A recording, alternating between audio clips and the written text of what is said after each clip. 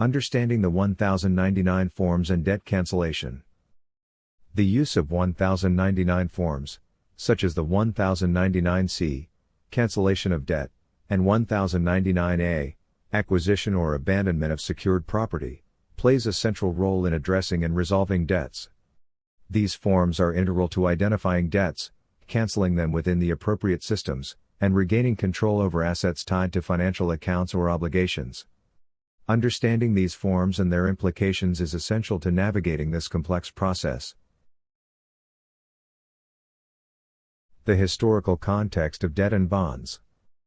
Debt systems have deep historical roots that date back to ancient times, with parallels drawn to biblical references, such as tithing. The concept of tying assets through bonds has evolved into modern financial systems, where institutions place liens on individuals' assets, such as vehicles, homes, and even identification documents. This historical perspective provides context to the current methodologies of reclaiming ownership over such assets. Identifying key parties, creditor and debtor roles. In financial systems, distinguishing between creditors, debtors, and lenders is crucial. For example, the creditor is the entity to whom the debt is owed. The debtor is the individual or entity owing the debt. The lender provides financial resources, often through institutional mechanisms. These roles interplay across federal, state, and private levels, each having unique procedures and obligations. Utilizing 1099 forms for debt cancellation. 1099-C form. The 1099-C form is used to report canceled debts. The critical elements include: Box 2 represents the total amount of debt canceled, often multiplied by a factor of 10 at the federal level. Box 3 reflects the individual's interest in the process, including amounts paid out of pocket. Box 7 details the portion of debt claimed back due to cancellation. Understanding these sections ensures accuracy when filing. 1099-A form. This form addresses abandoned property or assets. It involves identifying abandoned property, such as vehicles or homes with existing liens. Claiming abandoned assets, by identifying and collapsing bonds written against these properties. Procedure: submit the 1099-C or 1099-A form to the IRS. Use the 1041 form to claim returns.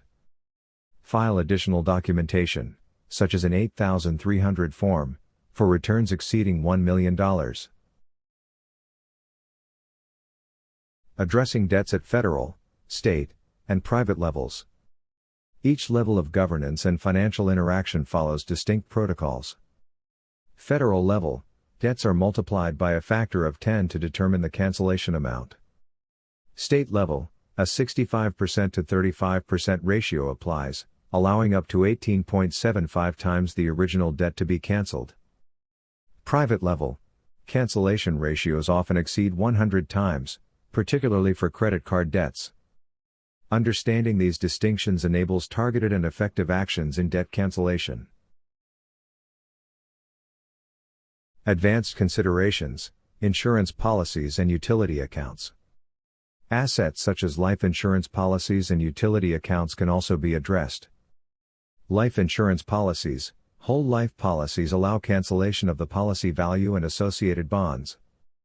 Utility bills, the principal and service fees can be offset by submitting 1099 forms and calculating appropriate interest. These advanced strategies provide avenues to reduce financial burdens beyond conventional methods. Conclusion: mastering the use of 1099 forms and related procedures enables individuals to cancel debt, reclaim assets, and gain financial autonomy. While the process requires diligence and an understanding of financial systems, it is a viable path to achieving economic empowerment. This information is for educational purposes only.